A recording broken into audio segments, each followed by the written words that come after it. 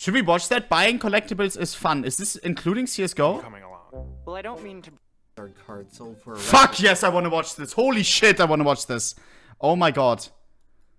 Let me see. Okay, chat, this may be amazing or terrible. This may be amazing or terrible. Give me 1 second. Let me join the server. How's your collection coming along? Chat, well, look at this. Brag, but it's pretty. Fuck September yes. 30th, 2010, Valve released an update to their flagship online multiplayer shooter, Team Fortress 2. Nobody realized it at the time, but this update would go on to be so influential that it arguably transformed the core business model of the gaming industry for the following decade. TF2's Man Economy update introduced what was then Turn down a game, radical concept. Players can now purchase cosmetic items through in-game microtransactions, but more importantly, they can now trade those items among themselves. Almost overnight, the update ignited a robust free market economy of virtual items, and no items were more valuable than unusual hats. Valve would go on to make a fortune off of TF2's new trading bonanza. Have you watched this already? An outcome that would ultimately convince them to make the game free to play less than a year afterwards. And despite the variety of items for sale on TF2's storefront, the bulk of Valve's revenue would come instead from what you couldn't purchase. Yo, break it down for those crates! In the very same update, Valve introduced the gaming industry's original loot crate, I think this is an well with unlockable CSGO. mystery box with a 1% chance of granting the player an unusual hat. Items so comically ostentatious that they would instantly catapult you to the center of attention on any server you joined. Unusuals were desired by all, but obtainable by few. The only way to get your hands on one was to spend hundreds of dollars on boxing or to trade with someone who spent hundreds of dollars on boxing. Naturally, this meant that unusual hats didn't come cheap. The most coveted hats and particle effects started to sell for thousands, and eventually, one item ascended to the holy grail of TF2 trading. The Burning Flames Team Captain. I want to get one of these, the chat. only TF2 item to consistently sell for 5 figures. Ever since this hat was added, it has reigned supreme as the single most desirable item in the game. How much is it nowadays? Out of the hundreds of millions of items in TF2's economy, only 18 Burning Flames Team Captains exist. 18? If you happen to be in the market of obtaining one, it's gonna cost you a pretty penny. Most of you watching are probably recoiling in disgust at how much someone would be 10,000 willing to seems pay okay. for a virtual item that you didn't even know existed 20 seconds ago. Why would somebody spend $16,000 on a bunch of worthless pixels? Well, conceptually, unusual hats are nothing new. It turns out that plenty of people are willing to fork over a lot more than 16 grand on items that the rest of us would consider worthless. Yeah, look at CSGO, bro. It's rookie numbers in CSGO. 16k. For 16k, you get A fucking few years after bringing the decent Dwarf inventory. crates to TF2, Valve decided to double down on this business model in their newest shooter, CSGO. Yes, This sir. game took TF2's economy and put it on steroids. Compared to unusual hats' 2 degrees of variation, CSGO weapon skins may differ in quality, wear, kill trackers, and stickers, which greatly influence the item's overall value. Ideal versions of all these variables can drive the prices of top CSGO items into the 6-figure mark. The most expensive item ever sold in the game incorporates an additional variable of rarity. The AK-47's case-hardened skin is far from the most expensive on average. However, pattern number 661 is prized by collectors for its uniform blue top. In addition to this 1 in 1,000 attribute, an AK-47 with minimal wear, a stat tracker, and 4 holographic Titan stickers sold for $150,000 earlier this year. But the most valuable item in all of CSGO is speculated to be another case-hardened weapon. $1.5 million Pattern karambit. 387 Blue Gem Karambit was last sold to a collector in 2016. Out of the nearly 1 billion items ever unboxed in CSGO, the factory new Blue Gem is the only one of its kind. Today, some traders appraise its value at $750,000. If you're not interested in dropping the value of a house on a bunch of pixels, then perhaps you'd rather put that money towards a 3-inch piece of paper. Before the age of virtual cosmetics, trading cards were the epitome of intrinsically worthless items that could potentially cost a fortune. Last year famously saw an explosion in the Pokemon trading card market. In December, a first edition shadowless holographic Charizard card sold for a record $369,000, one of only 122 copies in pristine condition. That record was broken 3 months later in February of this year when a Pikachu Illustrator card sold for $375,000. Didn't Logan Paul The promotional buy card one was for like only $1 million or awarded to something winners of recently? a 1998 Japanese art competition. Of the estimated 24 billion Pokemon cards in circulation, only about 40 Pikachu illustrators are known to exist. Magic 2 the million? Gathering predates Wow. the Pokemon trading card game by 3 years, giving collectors a bit more time to salivate over the game's most exclusive finds. To be honest, Chad, Magic's Holy wait. Grail Pokemon. The most, like, we all connected with our childhood, right? If we compare it to CSGO, is the most expensive Pokemon card, right? Logan Paul, he did it put it in his title and stuff, right? I assume it's true. He paid $2 million for the most expensive Pokemon card ever. Bro, the most expensive item in CSGO is also $1.5 million. Doesn't the illustrators seem a little bit cheap? 2 million for the most expensive Pokemon card? Pokemon is so much bigger than CSGO. So much bigger. He got scammed. Did he pay too much? Yu-Gi-Oh! Has a 10 million plus card. Interesting. It was 5.8 million. What the fuck? Okay, so all the numbers are like... Grail is the infamous Black Lotus, the single rarest card of the game's original release. Earlier this year, a signed Black Lotus from the game's alpha set sold at auction for more than $500,000. While the market for Magic and Pokemon cards have had around 25 years to develop, sports trading cards have spent the past century rising in value. In 1909, the American Tobacco Company was ready to release their T206 baseball card series, which they distributed in packs of cigarettes. Boring. However, prior to the sale, Pittsburgh Pirates shortstop Honus Wagner revoked the rights to his likeness, forcing the tobacco company to remove his cards from circulation. Due to the sudden retraction, as few as 50 Wagner cards were ever distributed to the public. By the 1930s, the T206 Wagner had already become the most expensive baseball card in the world, selling in 1933 for the present-day equivalent of $1,000. In 1991, one of 3 remaining mint-condition Wagners was acquired by hockey great Wayne Gretzky for nearly $500,000. Jesus. In 2016, another mint Wagner was sold for $3.1 million, a record that stood until just last year. Currently, the most expensive baseball card is a PSA Grade 9 Mickey Mantle rookie card, which sold for $5.2 million this past January. However, after nearly a century of dominance in the card collecting market, baseball cards look to soon be surpassed by basketball cards in value. In April of this year, a 1 of 23 autographed LeBron James rookie card tied for the record of $5.2 million. Dude, you are like a fry cook legend! That's kind of crazy, bro. 5.2, man. Autographs. Chat, that makes me collectors think. I'm not with even kidding. Listen.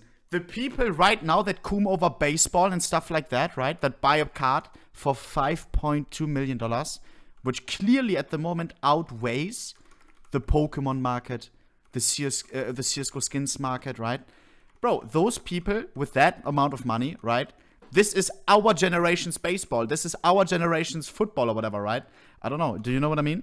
So like maybe, I don't know, maybe the future of ours will put our money rather than into these baseball cards into something like CSGO. And then we see markets like this popping up even higher than the current baseball market and everything. You know what I mean? much You more always got to think personal what the touch current to generation, prized what they want to possessions. invest in the future. The value of autographs vary. I don't want to buy wildly fucking depending on baseball its cards. signee, I don't give a but fuck. The most valuable ones typically belong to figures who are no longer capable of producing them. In 2017, an autographed copy of Albert Einstein's iconic tongue photo was sold for $125,000. Fuck, that's like In an NFT. 2018, a baseball featuring 11 signatures from the sport's original Hall of Fame inductees sold for more than $600,000. That's sick. Some autographs can derive their value from the macabre. On December 8, 1980, Mark David Chapman would receive an autograph from John Lennon moments before assassinating him. 30 years later, that autographed album would sell for $850,000. However, by far the most expensive autographs are forged out of time. The signature of 16th century poet William Shakespeare has only been identified on 6 surviving documents. Today, it's estimated that a Shakespeare autograph would sell for up to $5 million. The most expensive autograph ever sold belongs to George Washington, whose personal copy of the Constitution was purchased for nearly $10 million in 2012. Autographs are a form of memorabilia, objects and souvenirs prized for their close association with illustrious people and events. Sneakers have been one of the most popular forms of memorabilia to collect ever since the meteoric success of Nike's Air Jordan brand in the 80s. In 2020, an original pair of Jordans worn by Michael Jordan himself sold for $560,000, becoming the most expensive sneakers in the world. Of course, the decades-long supremacy of the Air Jordans have recently been challenged by Kanye West's Yeezy brand, and in April of this year, an original pair of Yeezys worn by Kanye at the 2008 Grammys sold for $1.8 million. What? Memorabilia from the most prestigious athletes and artists can fetch a hefty price, but by far the most expensive memorabilia belongs to the whimsical world of cinema. Darth Vader's helmet from The Empire Strikes Back sold for just under $900,000 in 2019. That's cheap. Marilyn Monroe's iconic white dress from The 7-Year Itch sold for $4.6 million. But the most expensive memorabilia ever worn by a movie star may be Dorothy's ruby slippers from The Wizard of Oz. The most recognizable symbol from the most beloved movie of the 20th century was listed at a price of $6 million in 2018. Although costumes may embody iconic characters more so than any other type of memorabilia, vehicles end up edging them out in price. James Bond's Aston Martin DB5 from Goldfinger sold for $6.4 million. Possibly the most expensive piece of memorabilia ever sold was the General Lee from Dukes of Hazzard, selling for a whopping $9.9 million. When we come back, we'll take a look at what lies beyond the 8-figure mark. Chat, if you could choose one of the things that we just saw, which one would you have to have? Like, I don't know, if you couldn't sell it, just to have it as memorabilia, just like, you know, I have this. Apart from CSGO, apart from TF2 we can include. The car, I like the Star Wars thing a lot, bro. Bro, Star Wars, everybody knows. It's crazy how much some of these things are selling for. The fucking Darth Vader hat sucked me sideways, bro. I don't know, man. Oish. The Aston Martin. I didn't know the movie, so I don't know, bro. Bro, there's some crazy things you can buy. Chad, we gotta get more money, Chad. So we can buy the Darth Vader hat or some shit like that. Just a moment ago, here's what's happened. A fan somehow gets out of the infield area, comes out on the track, and is trying to get Matt Kenseth's autograph. Lol.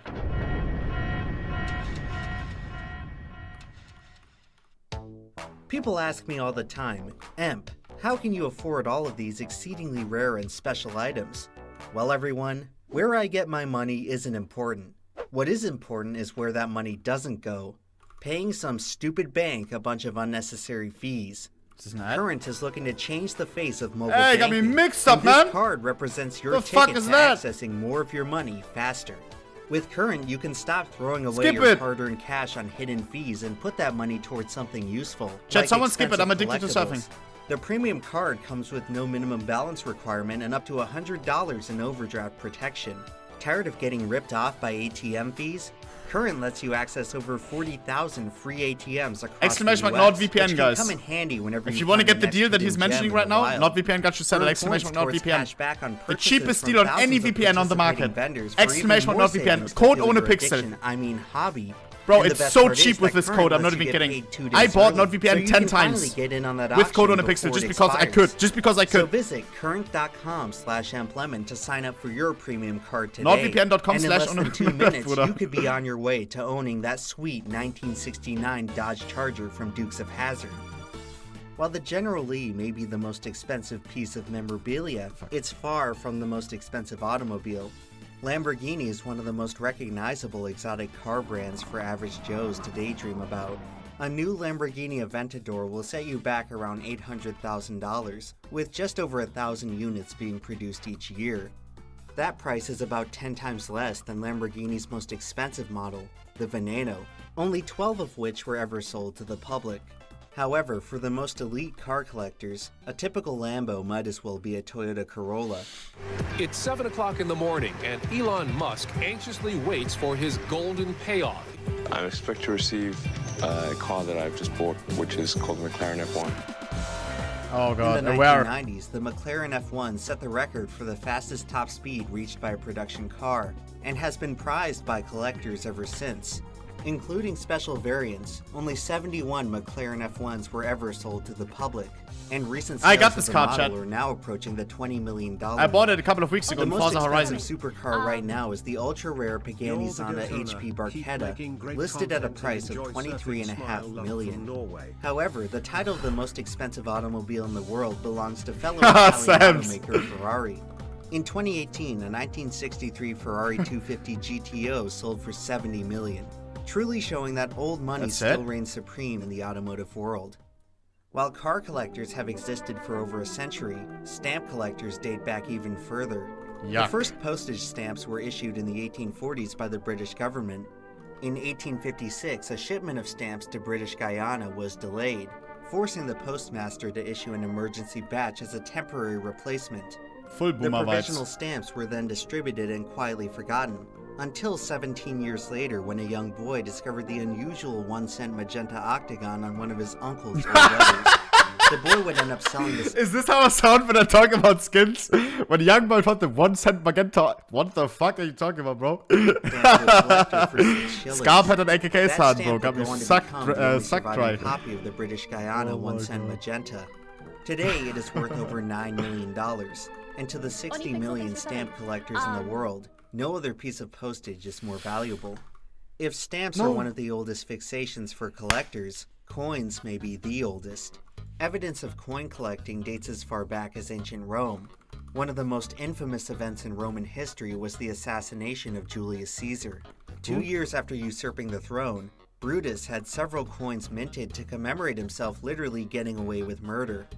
In 2020, 2,062 years after its creation, Brutus's gold coin sold for over $4 million. The most expensive coin ever sold happens to be another gold coin, the last gold coin ever minted by the US Treasury.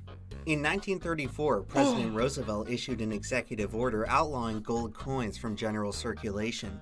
The Treasury was ordered to destroy all 450,000 newly minted 1933 double eagles. However, a few dozen were legally rescued and distributed to collectors. Over the next several years, the federal government located, confiscated, and destroyed almost all of the remaining copies. Only one double eagle, acquired by King Farouk of Egypt, managed to evade apprehension. Today, that lone coin survives as the only 1933 double eagle in private possession.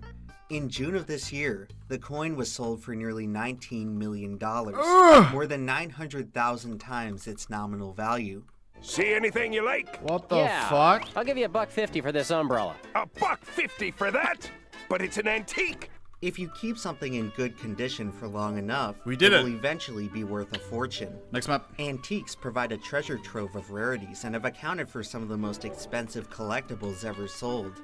Action Comics #1 marked the beginning of the superhero genre in pop culture. Oh, comics, I don't understand. For just 10 cents a piece in 1938. I don't know if he's gonna get into it, bro. I think the coolest things to collect, at least for me, CSGO skins, of course. TF2 skins, anything virtual. Coins that he mentioned, kinda cool if it's something rare, like fucking Prince Marcus, blah, blah, blah. Memorabilia from movies and stuff. If it's like cars or something from this, right? Darth Vader, the Dacia Darth Vader car, something like this. Movie memorabilia, amazing. Or Pokemon cards, amazing. What else? Women? What? Watches. Watches are nice. I agree. Something I'm forgetting. Fuck, I wanted to say something. I forgot. I actually forgot. Fuck. VGAs, fucking old games in graded, like Mario Kart, the first one ever released. That thing is also amazing. There's one German guy who collects it a lot, who's spending like hundreds of thousands of dollars on these. They are cool as well, bro. VGAs. The original Superman is now worth more than $3 million. In the 17th and 18th century, the Stradivari family built string instruments which became world-renowned for their unmatched sound quality.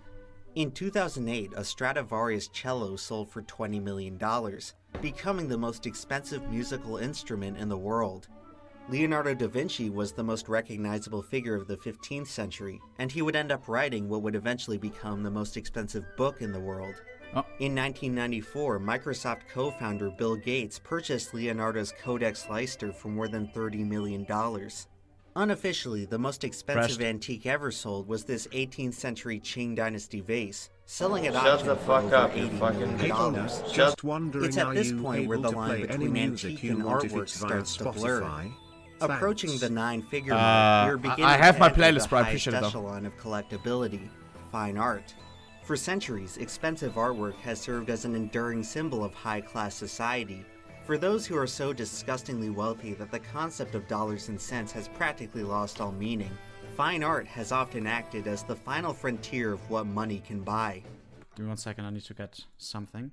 Currently, Alberto Giacometti's Pointing Man is the world's most expensive statue, selling to a collector for $141 million. If you consider jewelry to be art, then the prices become even more staggering.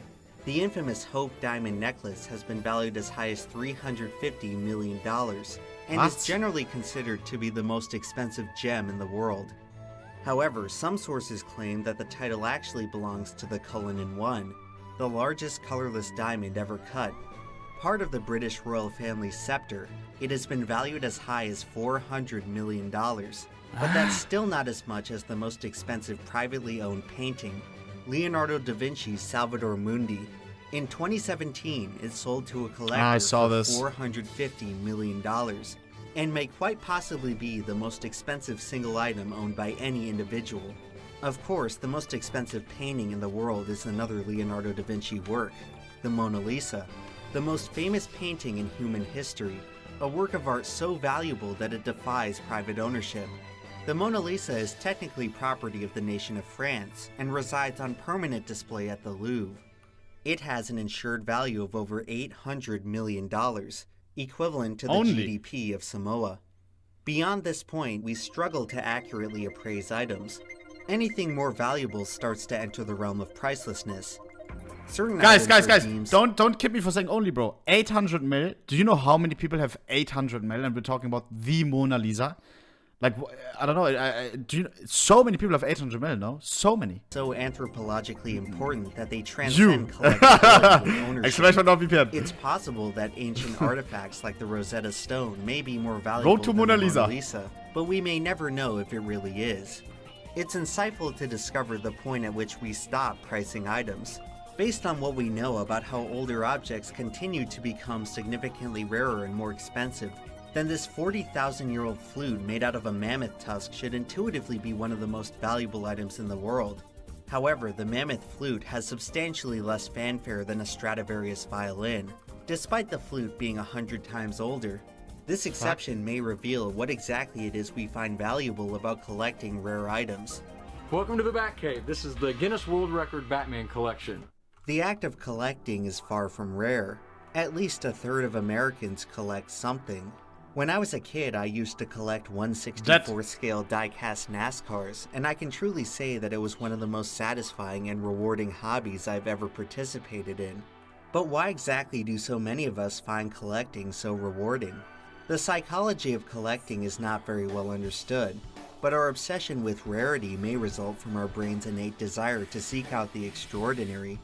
The modern-day activity of collecting is largely a manifestation of foraging for food in prehistoric times. For our early ancestors, discovering novel and unique forms of sustenance meant a better chance at survival. Oh god, Thus, I'm scared our that one of the brains statues adapted will just to have a release big fat cock. dopamine whenever we are presented with new extraordinary items.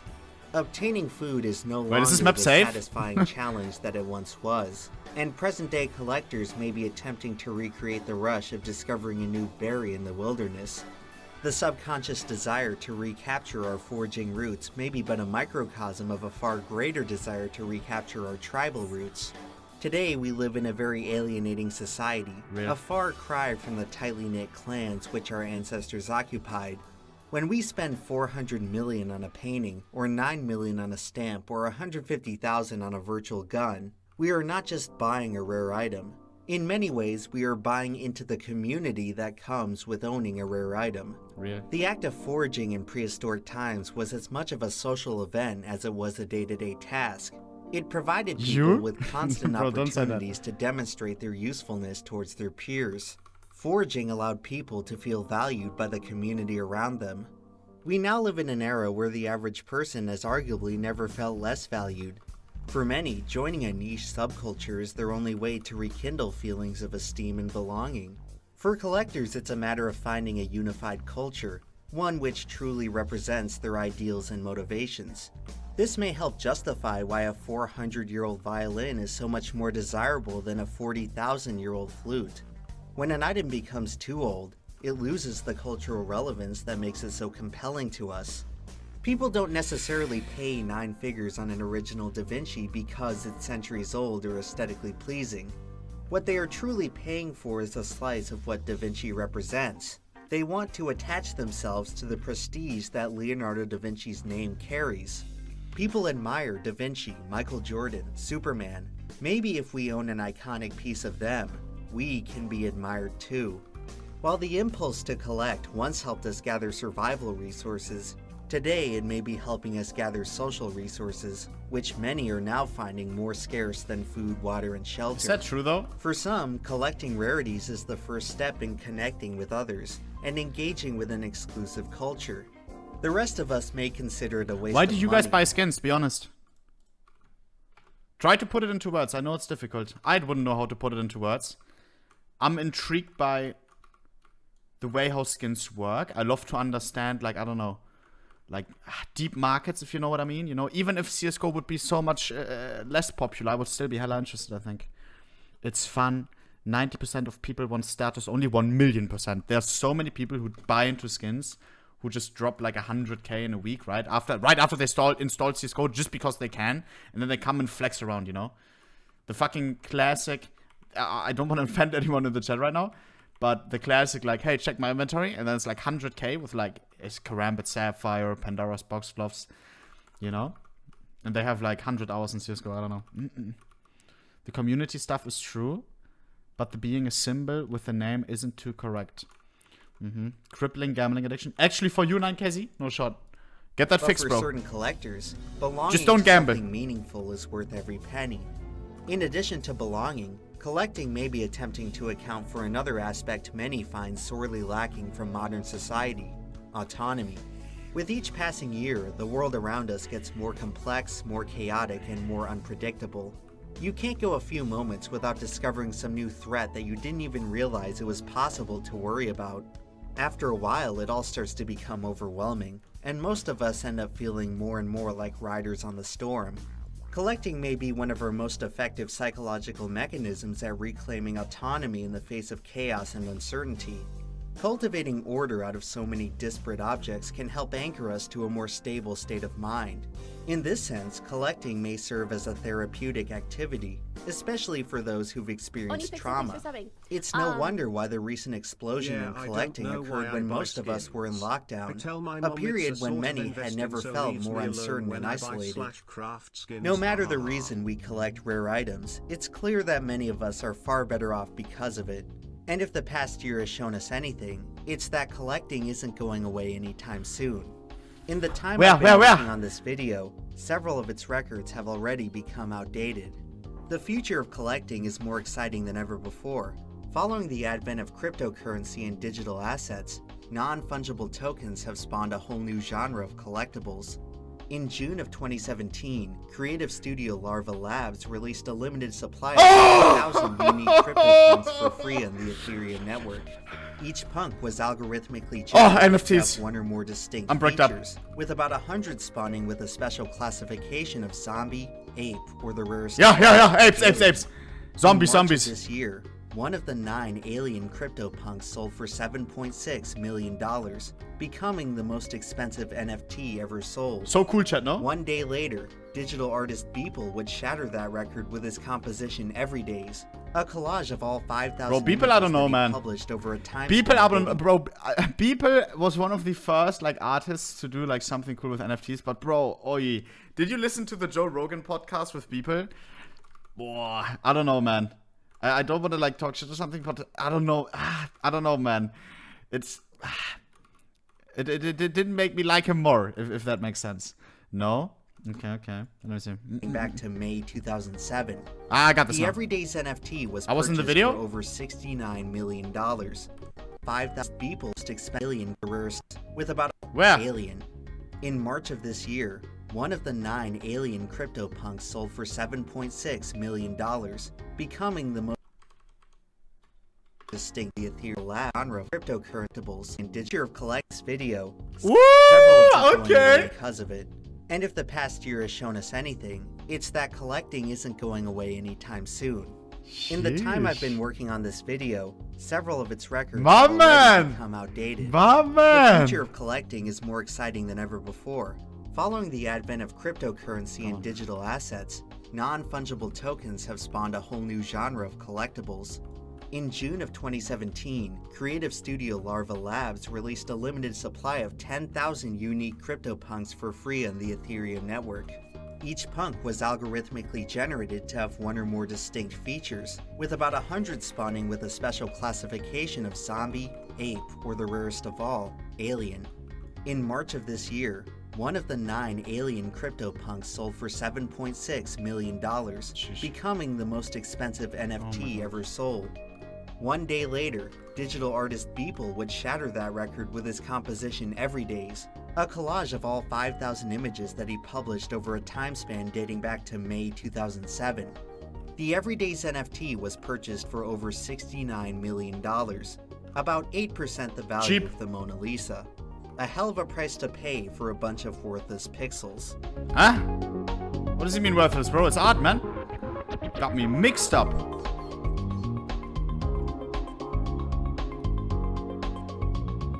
This is the run, by the way. Well, was that the video? Chat, was the video WL? I enjoyed that. I enjoyed that. Because it's relevant to us, you know? We collect fucking stupid ass shit, bro. This is kind of like a whole summary on collecting stupid ass shit, you know? That was a W, man. Let me